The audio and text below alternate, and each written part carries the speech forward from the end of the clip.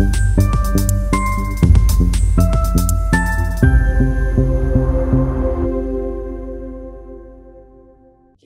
Salam. Pagi ini kita akan lanjutkan dengan Kisah Para Rasul 8 ayat 1 sampai 40. Saulus juga setuju bahwa Stefanus mati dibunuh. Pada waktu itu mulailah penganiayaan yang hebat terhadap jemaat di Yerusalem. Mereka semua kecuali rasul-rasul tersebar ke seluruh daerah Yudea dan Samaria. Orang-orang saleh menguburkan mayat Stefanus serta meratapinya dengan sangat. Tetapi Saulus berusaha membinasakan jemaat itu, dan ia memasuki rumah demi rumah dan menyeret laki-laki dan perempuan keluar dan menyerahkan mereka untuk dimasukkan ke dalam penjara. Mereka yang tersebar itu menjelajah seluruh negeri itu sambil memberitakan Injil. Dan Filipus pergi ke suatu kota di Samaria dan memberitakan Mesias kepada orang-orang di situ. Ketika orang banyak itu mendengar pemberitaan Filipus dan melihat tanda-tanda yang diadakannya, mereka semua dengan bulat hati menerima apa yang diberitakannya itu. Sebab dari banyak orang yang kerasukan roh jahat, keluarlah roh itu sambil berseru dengan suara keras, dan banyak juga orang lumpuh dan orang timpang yang disembuhkan. Maka sangatlah besar sukacita dalam kota itu. Seseorang yang bernama Simon telah sejak dahulu melakukan sihir di kota itu dan mentakjubkan rakyat Samaria, serta berlagak seolah-olah ia seorang yang sangat penting. Semua orang, besar kecil, mengikuti dia dan berkata, "Orang ini adalah kuasa Allah yang terkenal sebagai kuasa besar." Dan mereka mengikutinya karena sudah lama ia mentakjubkan mereka oleh perbuatan sihirnya. Tapi sekarang mereka percaya kepada Filipus yang memberitakan Injil tentang kerajaan Allah dan tentang nama Yesus Kristus. Dan mereka memberi diri, mereka dibaptis, baik laki-laki maupun perempuan. Simon sendiri juga menjadi percaya, dan sesudah dibaptis ia senantiasa bersama-sama dengan Filipus, dan takjub ketika ia melihat tanda-tanda dan mujizat-mujizat besar yang terjadi. Ketika rasul-rasul di Yerusalem mendengar bahwa tanah Samaria telah menerima firman Allah, mereka mengutus Petrus dan Yohanes ke situ. Setibanya di situ, kedua rasul itu berdoa supaya orang-orang Samaria itu beroleh Roh Kudus. Sebab Roh Kudus belum turun di atas seorang pun di antara mereka, karena mereka hanya dibaptis dalam nama Tuhan Yesus.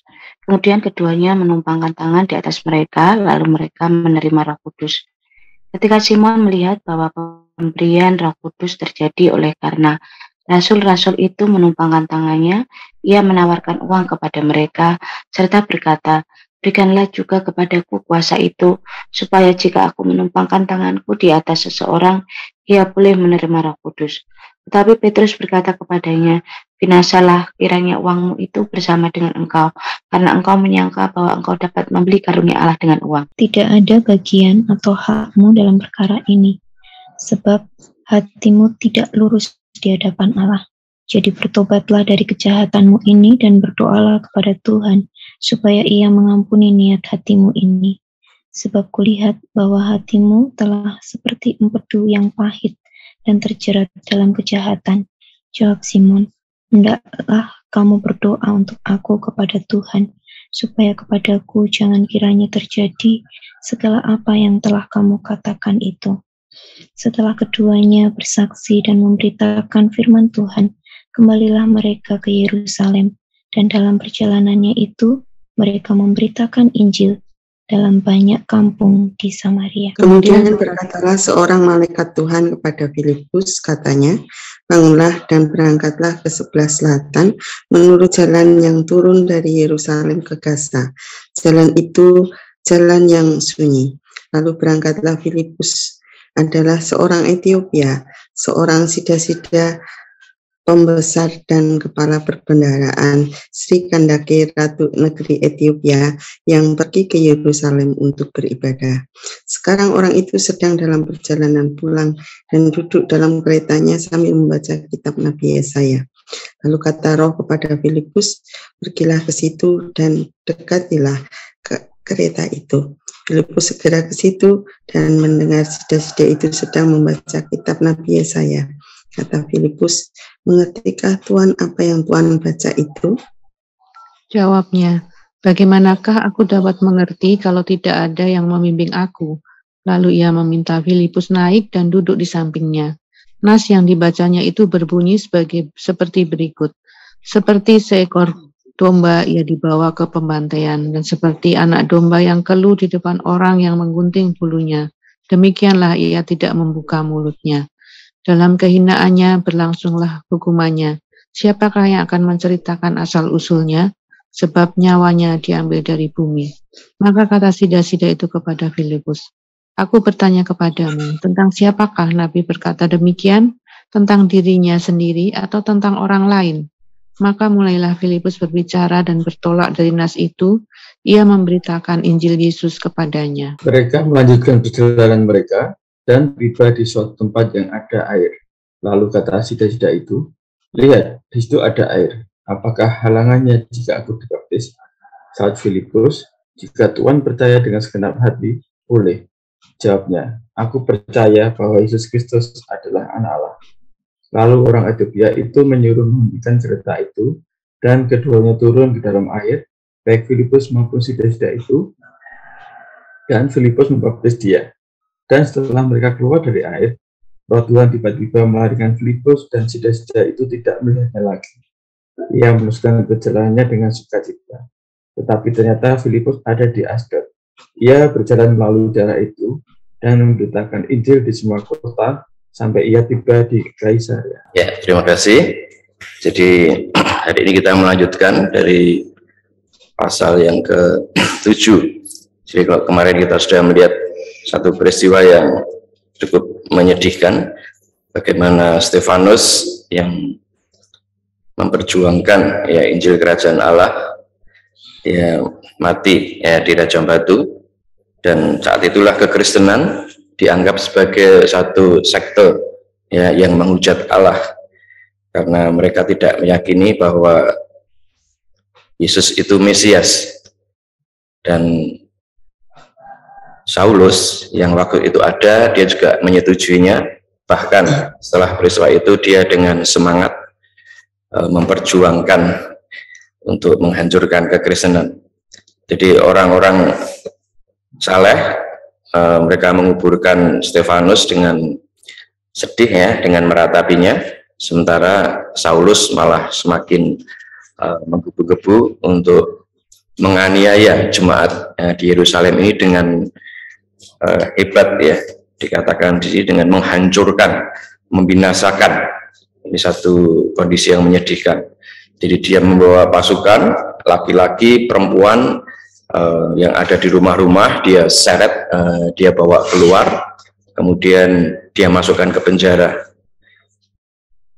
Dengan demikian maka mereka langsung menyebar semua. Jadi orang-orang Kristen yang ada di Yerusalem, mereka tersebar ke Yudea, bahkan sampai ke Samaria. Nah, kecuali rasul-rasul ya. Nah, hal ini memang Tuhan izinkan sepertinya, dan seperti di awal Tuhan menghendaki bahwa Injil harus diberitakan ya ke ujung bumi, sementara mereka masih ada di dalam Yerusalem. Kisah 1 menjelaskan bahwa kamu akan menjadi saksi di Yerusalem, Yudea, Samaria, dan ujung bumi. Peristiwa ini Tuhan izinkan memang untuk mereka agar tersebar. Bukan Allah merencanakan penganiayaan, tetapi Allah mengizinkan terjadi karena Allah punya maksud agar Injil boleh menyebar. Nah, di bagian yang kedua, ayat 4-25, di situ mereka sudah tersebar ya ke berbagai daerah dan mereka memberitakan Injil. Tidak terkecuali si Filipus. Ya, Filipus ini kita tahu kemarin bahwa Filipus termasuk dari 7 orang yang terpilih untuk menjadi pengurus di Yerusalem ya. Kemudian dia di Samaria itulah dia menyebarkan Injil Kerajaan Allah, dan luar biasa tanggapan dari masyarakat penduduk yang ada di sana. Bagaimana ketika Injil diberitakan, tentunya juga dengan tanda-tanda yang ajaib ya, seperti janji Tuhan di awal bahwa pergilah, kamu akan punya kuasa untuk menjadi saksi Nah, di sini Filipus menunjukkan juga akan tanda-tanda ajaib. Dia menolong orang yang kerasukan, orang yang lumpuh, orang yang timpang, dan Injil dengan jelas diberitakan. Responnya sungguh luar biasa. Jadi orang-orang menerima dengan bulat hati, ya, dan mereka menerimanya dengan sukacita, bahkan mereka memberi diri, ya. Jadi tidak, di sini konsep tidak diminta, memberi diri untuk dibaptis, ya, sebagai proklamasi kepercayaan dia kepada Yesus, dia wujudkan dalam bentuk baptisan ini. Nah, kemudian follow up-nya, jadi follow up-nya mereka senantiasa bersama-sama dengan Filipus. Jadi nampaknya memang penginjilan itu tidak bisa lepas dari pemuritan. Jadi mereka mengikuti Filipus kemana-mana, dan mereka semakin hari semakin takjub karena melihat tanda-tanda ajaib, mujizat-mujizat yang terjadi di dalam pelayanan Filipus ini. Hal ini nampaknya didengar oleh rasul-rasul yang ada di Yerusalem. Jadi mereka langsung mengutus Petrus dan Yohanes untuk pergi ke sana untuk menolong mereka, karena mereka rasul-rasul ini yakin, ya, bahwa mereka ini dibaptis dalam nama Yesus. Maka Petrus dan Yohanes diutus untuk menolong mereka, yaitu dengan menumpang tangan di atas mereka dan membaptis mereka di dalam Roh Kudus, ya. Dan setelah itu tidak berhenti di situ saja, bagaimana Petrus dan Yohanes ini melanjutkan dengan bersaksi dan memberitakan firman. Langkah-langkahnya cukup urut, ya, ketika menerima Yesus, dibaptis, kemudian di follow up dengan baptisan Roh Kudus. Mereka mengikuti si Filipus untuk dimuridkan, kemudian ditambah lagi di sini ada pemberitaan firman dan kesaksian dari Petrus dan Yohanes. Ini sangat meneguhkan sekali. Bahkan ketika Petrus dan Yohanes pulang pun mereka tidak langsung pulang begitu saja, tetapi mampir-mampir di beberapa kota di Samaria dan terus sambil memberitakan Injil. Jadi di Samaria ini terjadi satu KKR yang luar biasa ketika Injil diberitakan ke seluruh kota-kota. Kita masuk di bagian yang ketiga dari ayat 26 sampai 40. Kita masuk ke wilayah, ya, ini ada daerah Gaza, ya, Yerusalem Gaza. Jadi Filipus mendapat perintah dari malaikat untuk pergi ke selatan, yaitu di daerah Yerusalem dan Gaza. Jadi di satu perjalanan di situ, Filipus tidak menunda-nunda, lalu ia berangkatlah. Ada ketaatan di dalam diri Filipus, dan ketika sampai di sana ternyata ada seorang sida-sida dari Ethiopia. Dia adalah seorang pembesar, kepala perbendaraan Sri Kandake. Ya, Sri Kandake ini ratu Ethiopia. Dan saat itu dia sedang perjalanan pulang dari ibadah di Yerusalem. Jadi nampaknya si sida-sida ini seorang yang takut akan Tuhan. Jadi dia mengadakan perjalanan yang jauh, ya, dari Ethiopia sampai Yerusalem. Ini melewati Mesir, ya, satu perjalanan yang cukup jauh karena kerinduannya akan beribadah kepada Allah. Nah, pulang dari Yerusalem, dia mendapatkan kitab Yesaya, dan ketika membaca-baca tidak mudeng, tidak jelas. Karena memang waktu itu kalau membaca Alkitab itu bukan Alkitab Perjanjian Baru tentunya, ya, jadi Perjanjian Lama, yaitu kitab Yesaya. Ketika dia membaca kesulitan, disitulah Filipus itu diperintahkan oleh Roh Kudus, ya, untuk membantu memberikan penjelasan-penjelasan. Dia bertanya apakah tahu maksudnya. Nah, dia tentunya nggak tahu, gitu, ya, dan akhirnya dijelaskan. Dari kitab Yesaya ini menjadi titik tolak, ya, buat Filipus untuk masuk ke Injil. Jadi titik poinnya dari Yesaya akhirnya dibawa kepada Injil Yesus, dan responnya positif sekali. Jadi seperti yang di peristiwa di atas tadi, bukan Filipus yang ngoyak-ngoyak ya untuk dibaptis, tapi sebaliknya ketika melihat air dia katakan, wah ini ada air, bisakah saya dibaptis? Jadi dia merespon dengan positif, menerima percaya bahwa Yesus adalah anak Allah, dan akhirnya di follow up dengan baptisan. Kita perlu tahu bahwa sejarah gereja itu menjelaskan dari satu orang bernama Sida inilah kekristenan di Ethiopia akhirnya terus berkembang ya sampai sekarang.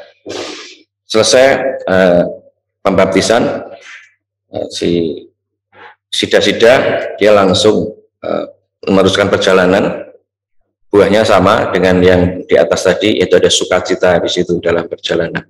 Sementara Filipus langsung, ya, jadi tidak menunggu lama-lama untuk menerima persembahan, ucapan terima kasih gitu ya. Jadi langsung begitu selesai, tiba-tiba ya, ujuk-ujuk dilarikan roh Tuhan ke Asdod, dan di sana yang memberitakan Injil.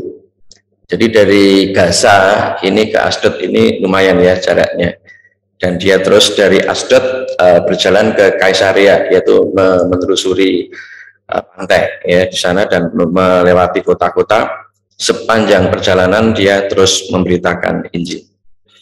Apa yang bisa kita pelajari ya dari narasi firman Tuhan di atas? Amanat teksnya ini yang pertama dan yang utama ya adalah bahwa Injil harus diberitakan ke bangsa sampai ujung bumi. Jadi ketika Injil hanya berhenti di Yerusalem, Tuhan mengizinkan sesuatu ya, agar akhirnya Injil ini diberitakan. Akhirnya kita bisa melihat Injil sampai ke Samaria, bahkan akhirnya sampai ke Ethiopia, dan akan terus tersebar. Nah, aplikasi yang bisa kita ambil, sudahkah ya kita bersama dengan Roh Kudus memberitakan Injil? Karena tanpa Roh Kudus tentunya tidak ada satu kekuatan ya untuk menyampaikannya. Sudah diberitakan di awal, jangan kemana-mana, tinggallah di Yerusalem. Nanti ya, kalau Roh Kudus turun, kamu terima kuasa dan kamu bisa pergi ya dari Yerusalem, Yudea, Samaria, ujung bumi. Dan ini menepati firman itu, bagaimana dari Yerusalem ya, mereka ke Samaria ya KKR besar-besaran, tetapi juga akhirnya ke Ethiopia ya ke secara pribadi.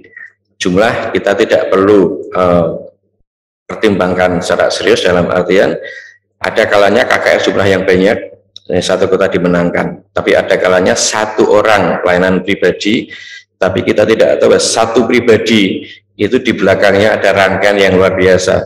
Satu pribadi yang namanya Sida ternyata di belakangnya ya satu negara ya boleh dimenangkan. Kiranya menjadi berkat buat kita semua. Mari kita meresponi dengan baik, untuk kita juga akan menjadi utusan-utusan. Satu orang yang boleh kita injili, di belakangnya dia bisa menarik banyak orang.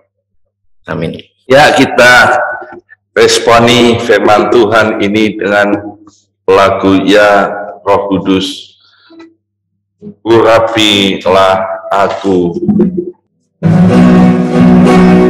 Ya Kudus, berlaku sekarang,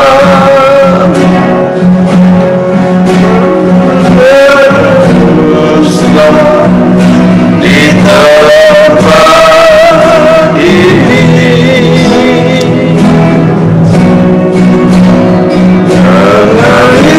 mengalirkan roh-Mu, membawa kuasa,